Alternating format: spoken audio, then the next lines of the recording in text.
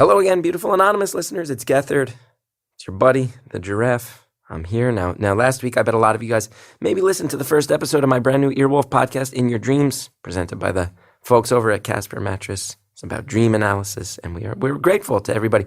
Submitted your dreams for the show. Again, audience participation, just like beautiful anonymous. People send in their dreams, and we analyze them. Thank you for that. I want to share In Your Dreams. Episode 2 features, as always, my very good friend and an expert, quote-unquote, dream analyst, Gary Richardson. And our guest this week, one of my best friends in the world, and I think one of the comics that's really making huge waves in New York, and you're going to hear this name more and more, Jo Firestone. Just a brilliant, brilliant comedian. I hope you enjoy it. Don't forget to head over to iTunes, wherever you get your podcasts, subscribe, rate, review In Your Dreams, and enjoy the twists and turns. It's a mutated cousin of what we do here on Beautiful Anonymous, and I think you're all going to get a lot of laughs out of it. So enjoy it. The Casper mattress is an obsessively engineered mattress at a shockingly fair price. Combines springy latex, supportive memory foams to create an award-winning sleep surface, just the right sink, just the right bounce. Gary, I am telling you, I sleep on one of these things. It is incredible. I bet it's incredible. It was Time Magazine's best invention in 2015. I am not surprised having slept on one. It's incredible. You try the Casper for 100 nights, risk-free, in your own home. If you don't love it, they'll pick it up. They'll refund you everything. There's nothing not to love here with the Casper mattress. Get $50 towards any mattress purchase by visiting www.casper.com/dreams. Use the offer code DREAMS. Terms and conditions apply, of course. But Gary, I think you would agree, right? Great deal. $50 off? Absolutely. Use the code DREAMS at casper.com/dreams. Casper Mattress, thank you so much. All right, I had a dream. You had a dream. I was like 14 years old. Reoccurring For dream. years afterwards. I woke up in a cold sweat after that. What does that mean?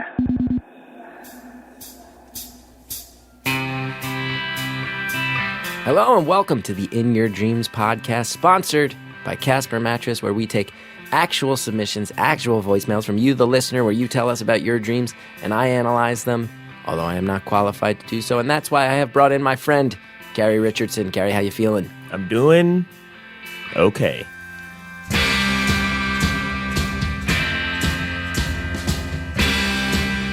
Episode 2, In Your Dreams.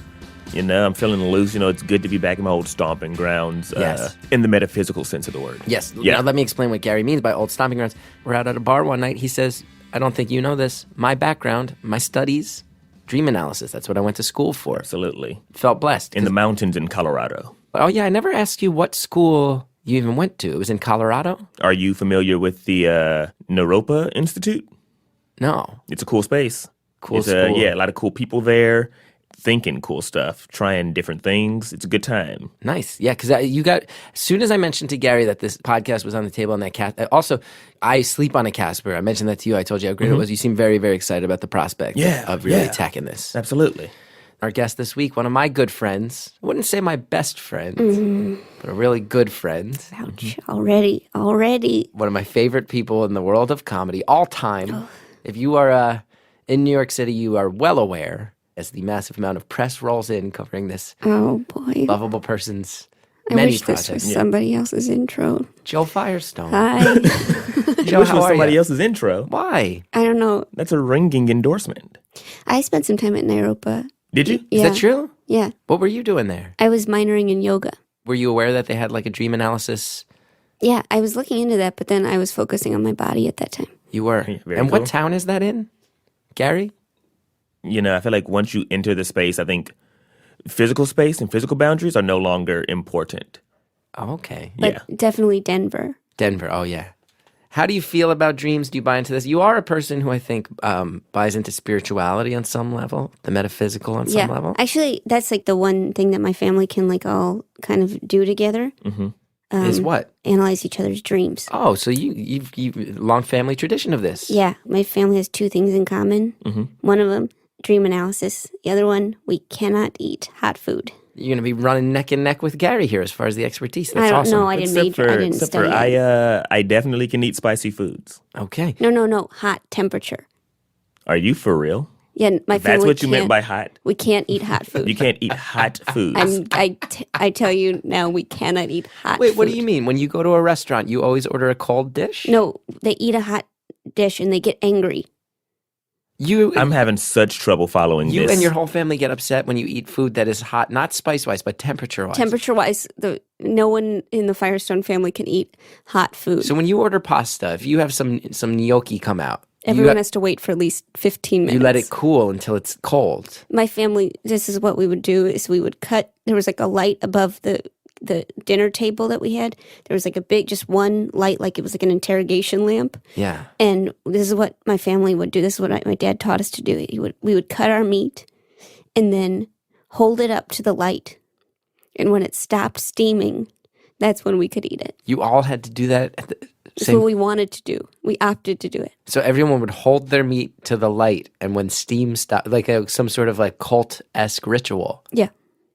I don't want to, you know what, this is real life, and I want to talk about absolutely. We could dreams. do this. Absolutely. I mean, this is fascinating, and I'm into it, but we got to get to the dreams. Okay. Absolutely. Let's Joe, get I to want the to hear dreams. about one of yours, so our audience can get to know you, we can get to know you, and we can all get into this dream analysis together. All right.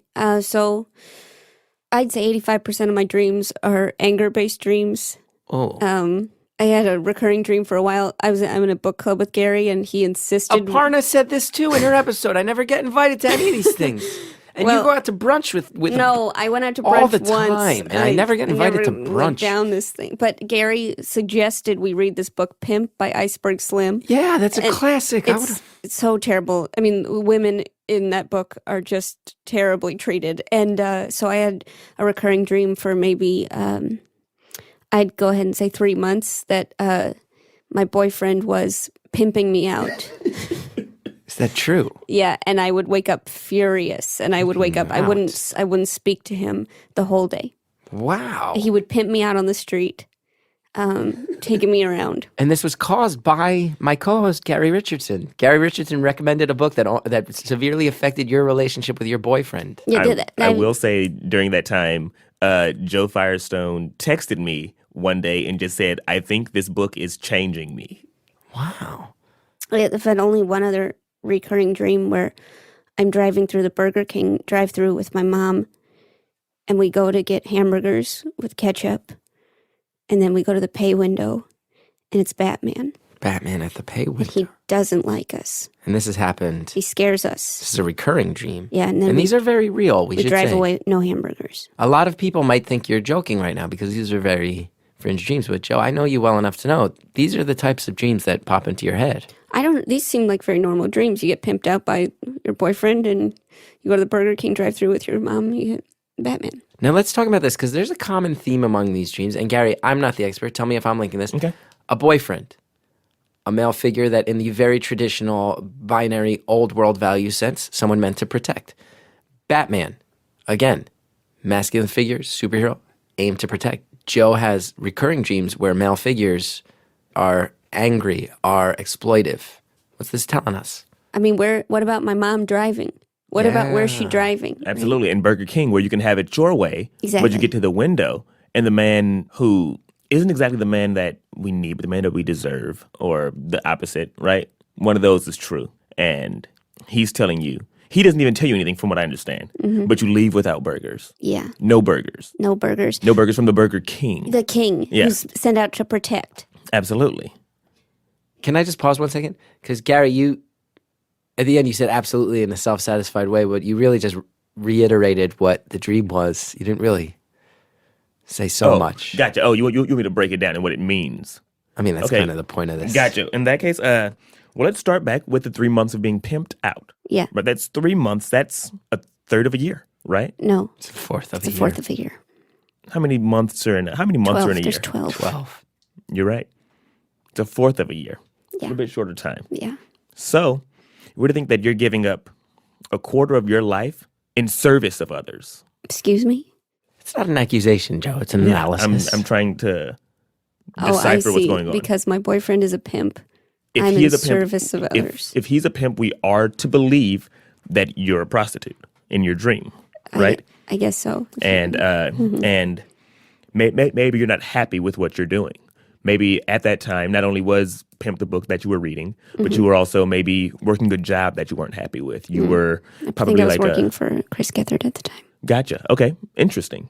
Joe is a Interesting. writer on the Chris Yeah. Gethard Show. It seems like maybe you weren't so happy. It seems like maybe you were being so outward you were doing everything outwardly that you weren't taking care of yourself. What do you mean by doing things outward? You were This is doing your filled job. with a real, true, visceral tension in this room between the three of us. I'm just trying to say, maybe you weren't taking care of yourself. I don't make the dreams. Gary's the expert. I don't make the guess. dreams. Yeah, you studied at the Naropa. Yes, Naropa. Naropa. And what was your time like there? Did you enjoy it? Yeah, I learned a lot about my body. Yoga. When were you there? 2007 to 2010. Oh, so we were there at the same time? Yeah. Really? How many students are there? There's like 200? Yeah, something like that. That's crazy that you guys never But I took the paths. Sherpa track in my isolated field of study. I took the Sherpa track.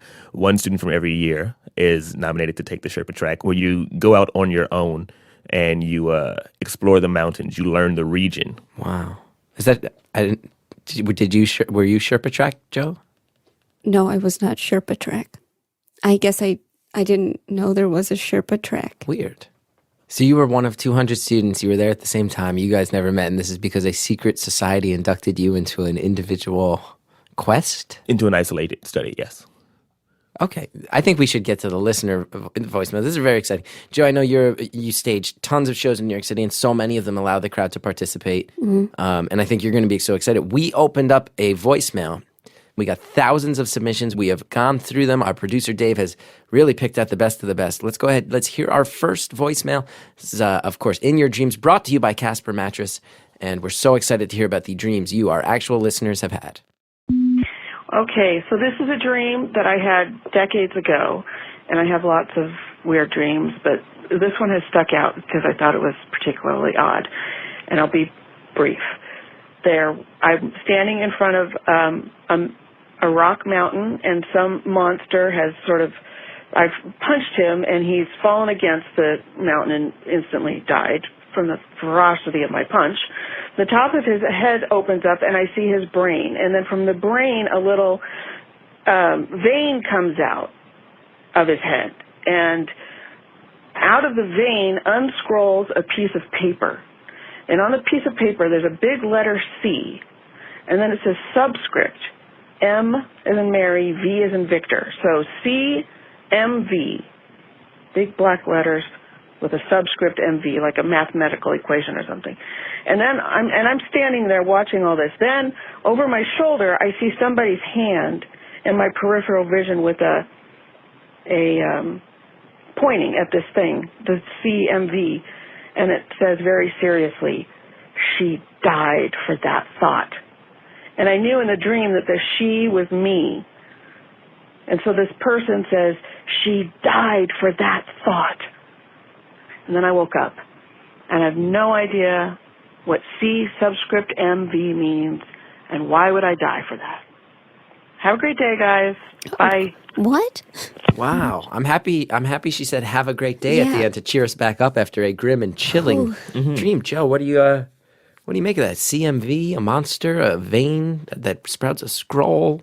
Well, I mean, she doesn't seem surprised that she killed the monster with one punch. Like, that's not even the most surprising part, that she just killed a monster against a rock mountain.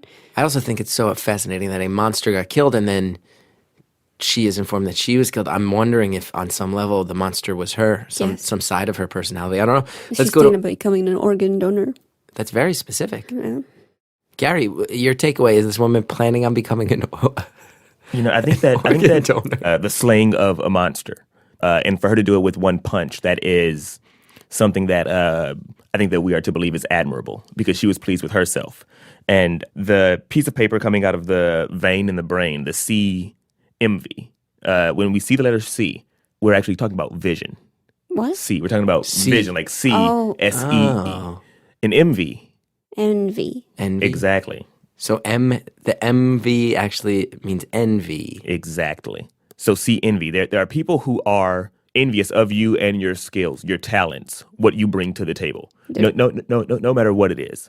People who are shrouded behind you, or you can only see their hands, you can only see peripheral things. They are saying, see envy. She died for that. You died for that. You put your blood, sweat, and tears. That's what the vein represents. What did you blood, sweat, and tears. Hold on. I was with you until you said she died for who died for the Because That's she wasn't formed in the dream. That's that what the she thing, died for the hand. envy that she saw in others. She died for that thought.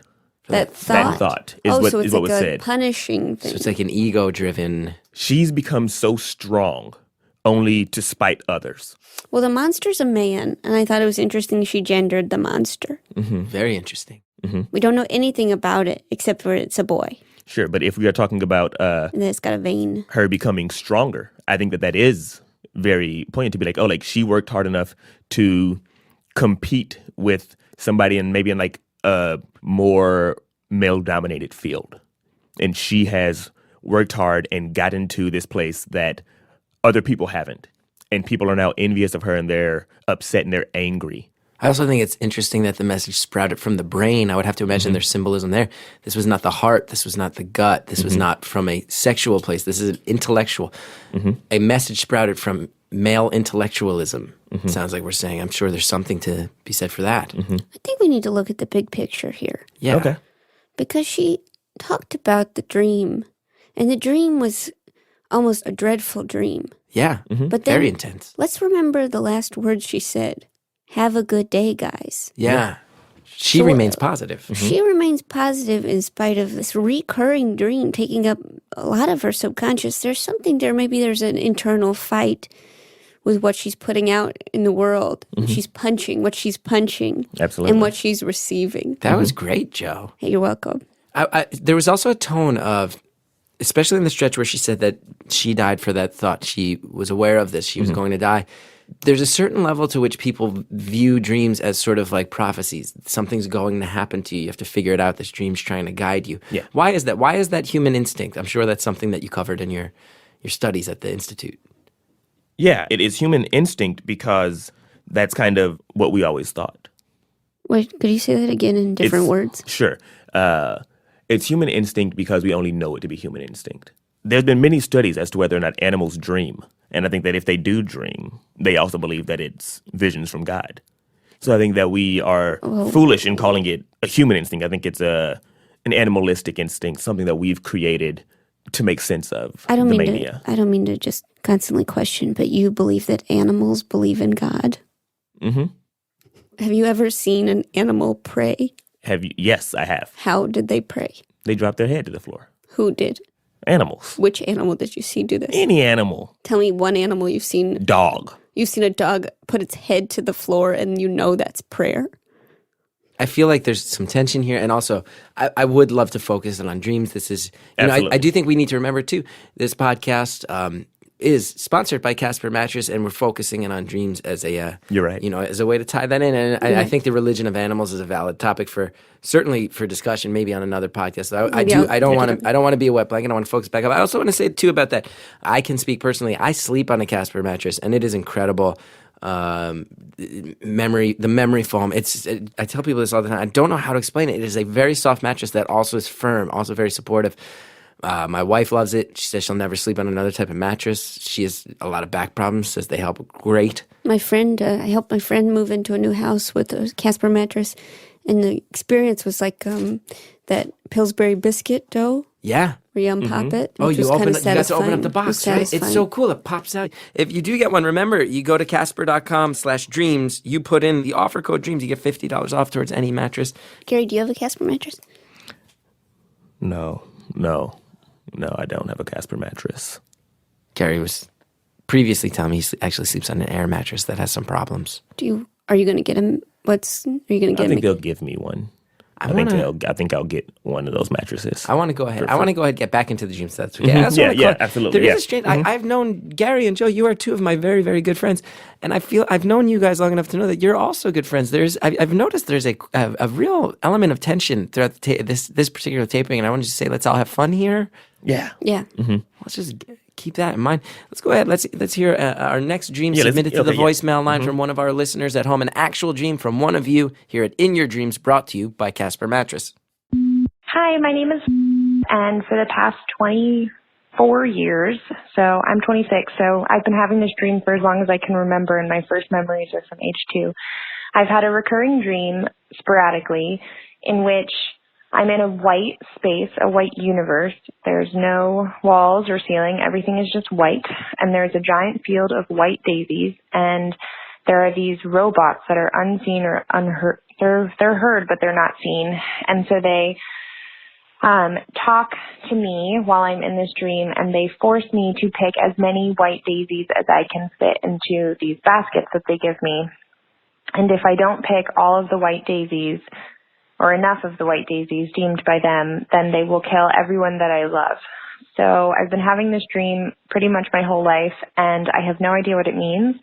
And additionally, it's really weird, and it has caused a lot of anxiety in my adult life, and it sparked anxiety attacks when I was a kid as well. Okay, thanks. Bye.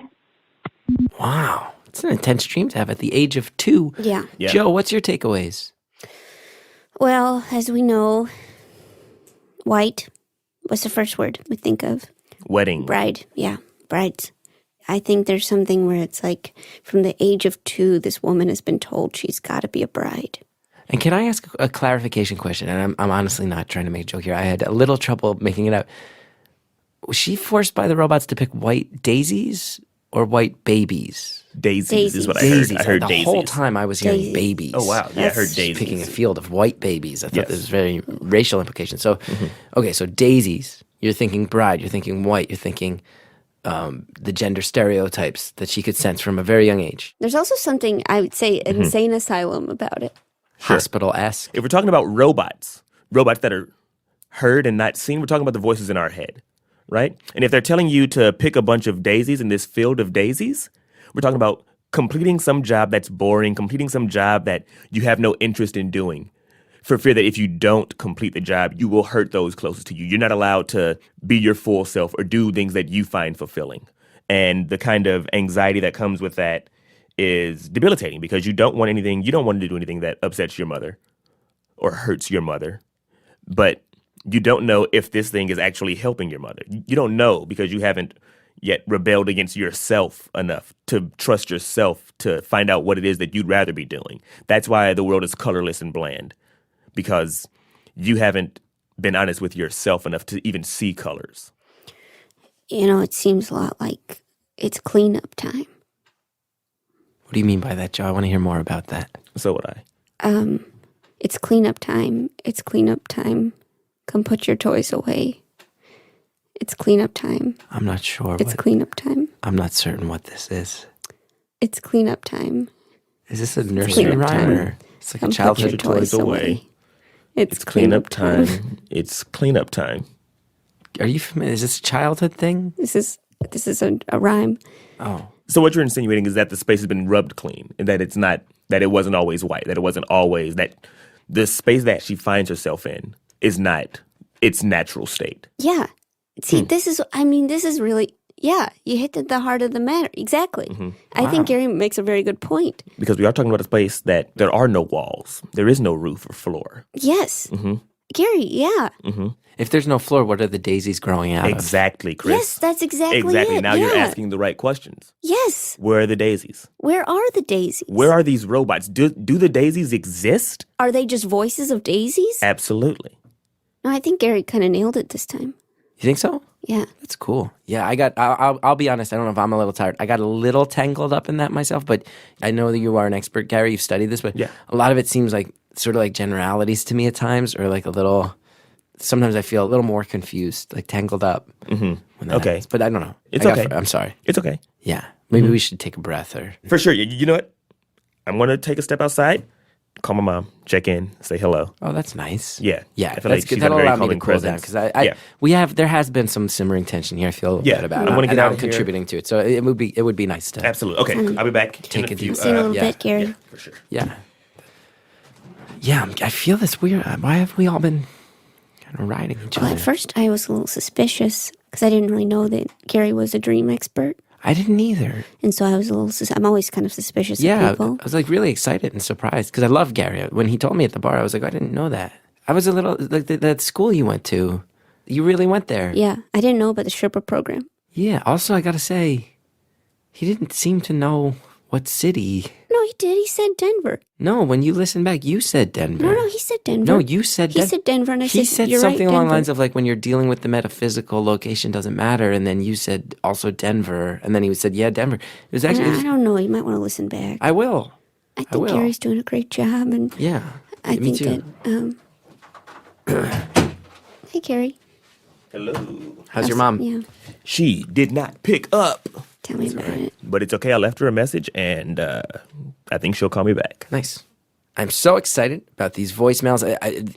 This episode, so many very specific, intense ones here on In Your Dreams, brought to you by the fine folks at Casper Mattress, a great product. Go to casper.com/dreams. Use the offer code DREAMS. You get $50 off any mattress. In the meantime, I want to hear more from our listeners out there in the world. Thank you guys so much all for submitting your voicemails. Let's hear about another one of your dreams. Hi, I'm calling about a dream I had 4 years ago. And at the time I was living in China, I was having a really hard time of it. It was probably the loneliest I think I've ever felt in my life. But I was there. I was there to do a project, and I wanted to make the best of it, and I was working really hard. One night, I had this dream, and in the dream, I was running in a dark corridor that had no beginning and no end. It just went on forever. I was running on barrels that were turning beneath my feet. And I was doing a really good job running on top of the barrels. I figured out in the dream that I could, if I didn't hesitate and I kept moving my feet from one barrel to the next, I would be able to keep moving on top of the barrels. And up ahead of me, I see a man in red running in front of me. And I look down, and I'm wearing orange. And in the dream, I know that orange is a faster color than red. And I am in a race, and I can catch up to him because I am wearing orange. I run, and I catch up to him pretty quickly. And I run, and I pass him. And just as I am about to pass him, he grabs me by the shoulders, spins me around, and looks me right into my eyes, and his eyes are as cold and lightless as a shark's. I wake up from the dream, and I am in a total sweat. And I can't get back to sleep after that. And from that night onward, I was in probably the most profound depression I've ever found myself in. And that was 4 years ago. And after that dream seized me, it's taken me 4 years to move out from that depression. So, thanks for listening to my dream, and sweet dreams. Wow, an ominous sweet dreams at the end. A dream. Wow, this is a serious. We got to take this one seriously. This dream led to 4 years of depression. I didn't even know, Gary, that dreams could have such a profound and long-lasting impact. Many people don't know that. Endless corridor, no beginning, no end. Barrels. This is not firm footing. A man in red. Devil imagery. Shark eyes. This had real life impact on this caller. Yeah. Absolutely. Living in China at the time. Joe, what do you take away from all those details? I mean, the fact that there was no real attributes about this runner except that he was ahead and that he had no soul. It seems like maybe this man is trying to, I don't know, either compete with himself or write for Black Mirror, you know. Wow. Mm-hmm. But I do feel like that's something where it's like he is alone. He is alone in this dream, Absolutely. and he's alone in real life, and there's something there. Gary, are we close here? In your expert opinion, having trained... I do feel like we're getting close. Having trained at an yes, we're institute in absolutely Aspen, close. Colorado. Having trained in Aspen, Colorado. Do you... Where? In Aspen? No. Gethard. Where was it again? You know where it was. He said. Denver, Colorado. Denver. Okay. Why'd you say Aspen? I messed up. I didn't go there, so I just mixed up two places in Okay. Colorado. So what are we looking at here? Dream, devil imagery, while in China, feeling like an outsider. Gary, what are the implications of this? What are the deeper psychological meanings? Why did this lead to such a depression for this man? It feels to me like this man was already in a depression. I understand that it may have intensified, but it doesn't feel like this was the beginning of it. Especially because in the dream, he's not at the beginning nor at the end of the tunnel. He's in the middle of the tunnel, and there's only one person that he's aware of, Red. What does red mean in a dream? I'm sure. But there's several different things. One would be the devil, but normally it is you running away from the devil. If you're passing Red, that's something completely all together. That's I like to liken it to a bull and a matador. Oh, I was, I'm just putting it out there, and if this is not right, please shut it down. Please. But the word mortality comes to mind. Mortality? Blood. Bloodtality. Bloodtality. What did you say? I said mortality. Oh, mortality. And then I but said blood. and It you got said blood. swallowed up a little bit. Gotcha. But then we did come up with the word bloodtality. Yeah. So you're saying blood, this represents the ability to be hurt, the ability to die. He's passing by his own mortality. Sure. How does orange interact with that? What is orange? Sun? Sun, citrus, the everlasting good fruit. What? The everlasting good fruit. Is that I've never heard that. No, it's an old Sanskrit thing. It's an old sense. Sanskrit. Because it's everlasting. Well, it's not fruit by its nature expires pretty quickly. The fruit that we know today, yes. In the past, fruit lasted forever? No, oranges did. And not just oranges, a particular orange, the orange of the immortal, the everlasting good fruit. Oh, the orange of the immortal. Yes. Where was that? That's what gives him the strength to continue in this race. So his shirt represents the orange of the immortal. No, it is just symbolic of it. It's not a physical It doesn't representation. represent it. It's just symbolic of it. Yeah, in a way. You're trying to mix my words up in a way that makes me sound foolish. No, honestly, Gary, I was like, to be okay. honest, I was defending you when you left the room. I was defending you. No, there's no need to me. defend. I mean, because I nothing just- came up that would need defending. No, I'm not trying to stir up anything. And I know you guys have this No, podcast there's together. no defending. God bless Casper Mattress. But I'm just saying. Certainly, God bless Casper mattress. Springy latex, memory foams, a whole lot of qualities to the Casper It's mattress. amazing how they ship. But I will say that I just, What I'm saying is Because that this I- dream speaks to the as a strength. Nairopa alum, Go Doves. Is that the mascot of the Nairopa Institute? I hate to be this person, but can we play the who you know game? Who do you know? Just let's see if we know anyone in common. You know Jax? Who's Jax? Is Jax the last name or the first name? Only name. No, I don't. Anyone? You know Samson? You know Britt? Do you? Do you know Travis? You know Shang? You know Marcus? You know Taylor? Do you know Annabelle? Do you know Marshawn? Do you know Joe, do you know any Amir? of these people or not? Do you know Sheng? I think I've heard of Shang. Maybe I had a class with Shang. maybe?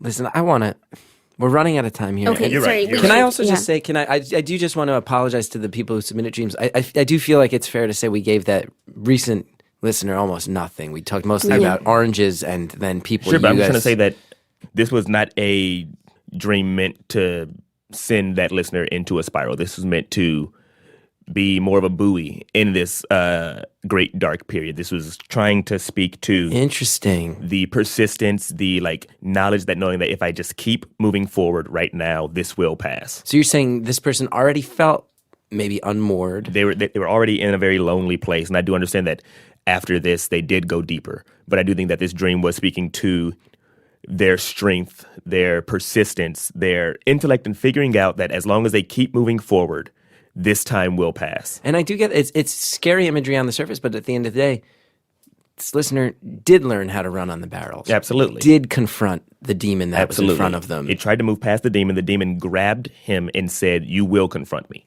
Those shark eyes look right into Absolutely. the listener's soul. Absolutely. So it's fair to say that in many ways, this is a hopeful dream reflective of a grim time. I absolutely think that. About the listener's strength. Absolutely. Wow. Okay. Well, we really did get somewhere. I think we have to wrap things up here on In Your Dreams. Jo Firestone, we just talked to Aparna. You guys are doing Womanhood, a fantastic web series. Oh, thank you. So funny.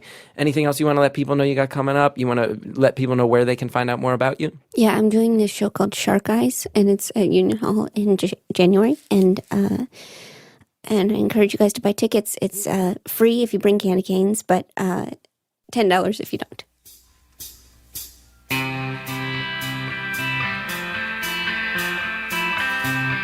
Jo Firestone, thank you. Thanks for all having me, that. guys. And feel free to just Google Jo if you want to find out more about her and her work.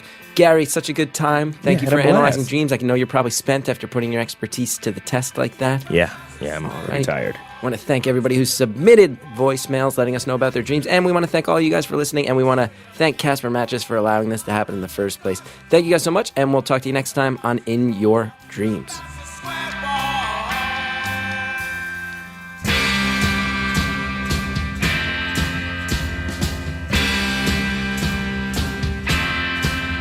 In Your Dreams is produced by David Herman with help from many of the fine folks at Earwolf. We're talking Lex Friedman, Chris Bannon, John DeLore, Jared O'Connell, and Zach Dinerstein. Our theme song is Square Ball by the Underground Railroad to Candyland. The show would not be possible without you, the listeners, sending us your strange and wonderful dreams. Absolutely. Shout out to everybody snoozing and remembering what's popping off. If you enjoyed the show, please be sure to subscribe and rate and review us on iTunes. It really genuinely helps so much. Of course, there's iTunes and all the other places where you get your podcasts. Keep tabs on me, Chris Gethard. I'm at www.chrisgeth.com. I'm on Twitter at Chris Gethard, all those things. I'm most places at Gary S. Gary. Gary. Check it out. Yes, Gary. Uh-huh. And of course, In Your Dreams is brought to you by Casper. The obsessively engineered mattress at a shockingly fair price. Yeah, don't forget that you can get $50 off this mattress at www.casper.com/dreams and using the offer code DREAMS. Of course, we're talking about some terms and conditions that do apply. That's casper.com/dreams. Use the offer code DREAMS. I'm Chris Gethard. And I'm Gary Richardson. Thank you for listening. And good night.